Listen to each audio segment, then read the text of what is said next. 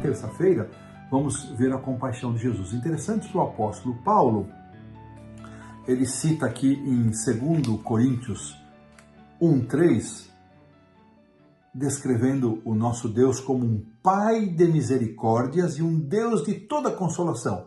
E depois em Efésios 2:4 ele diz que Deus é rico em misericórdia e redime os seres humanos por causa do grande amor com que nos amou. Então essa descrição de um Pai de misericórdia, de um Deus de toda consolação, de um Deus rico em misericórdia, um Deus que redime os seres humanos por causa do grande amor com que nos amou, foi ilustrada de forma prática e demonstrada na prática no ministério de Jesus.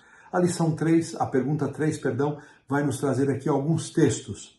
E nesses textos nós vamos encontrar sempre a palavra compaixão. Vamos mencionar alguns aqui. Mateus 9:36, uma descrição do ministério de Jesus, diz que vendo ele as multidões, compadeceu-se delas.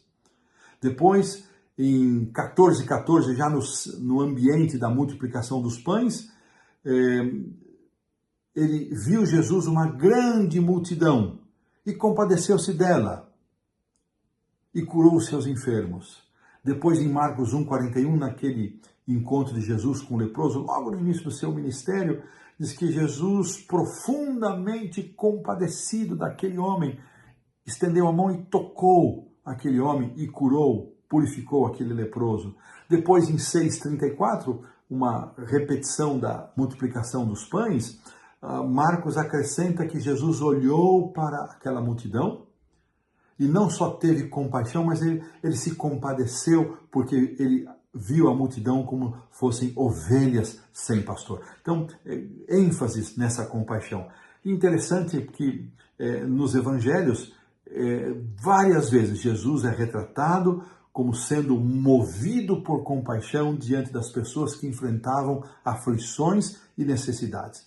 Ele não apenas sentia compaixão, mas ele também atendia às necessidades. Nós somos, às vezes, muito prontos em expressar sensibilidade, compaixão e, às vezes, dó, mas nem sempre somos tão prontos, imediatos a diminuir, a solucionar a situação em que a pessoa se encontra, a necessidade, a angústia pelo qual a pessoa passa. Mas há aqui uma percepção mais, ela vem de Mateus 23:37, onde Jesus apresenta o seu lamento sobre Jerusalém. Nós já vimos esse texto, porque com destaque que Jesus dizendo, eu quis ajuntar, ou seja, a iniciativa de Deus de reunir os seus filhos, mas vós não o quiseste, mas usando a liberdade, eles recusaram. Esse lamento, muito interessante aqui, aqui o autor nos apresenta, esse lamento de Jesus está intimamente relacionado àquilo que é descrito, ou a descrição que se faz de Deus no Antigo Testamento, um Deus que toma iniciativa, que busca, e o povo age com rebeldia, age com negação. E muitos estudiosos da Bíblia observam que a imagem de uma ave cuidando dos filhotes era utilizada para referir-se às divindades. Esse é o último momento de Jesus ali no templo. E as pessoas sabiam que Jesus estava se referindo, ele depois sai de Jerusalém na terça-feira e só vai depois aparecer na crucifixão. Então eles sabiam a que Jesus se referia. Então, os autores veem aqui também uma referência à imagem nesse texto, a Deuteronômio 32:11, onde Deus é comparado a uma águia que paira sobre seus filhotes e ampara os seus filhotes. Então, uma palavrinha mais aqui, o verbo, o substantivo para referir-se à compaixão no grego, esplachinon, refere-se às partes íntimas, às entranhas do corpo.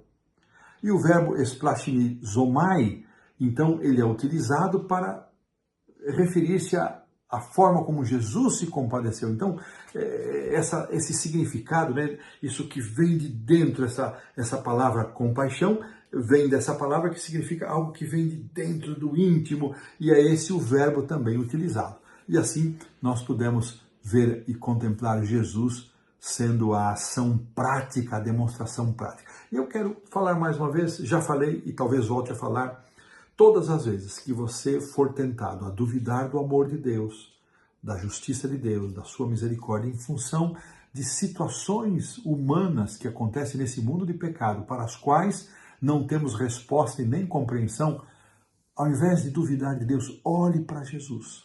Observe Jesus, como Jesus agiu diante da morte, diante das crianças, diante das mulheres, como ele agiu diante da doença, como ele agiu diante das injustiças.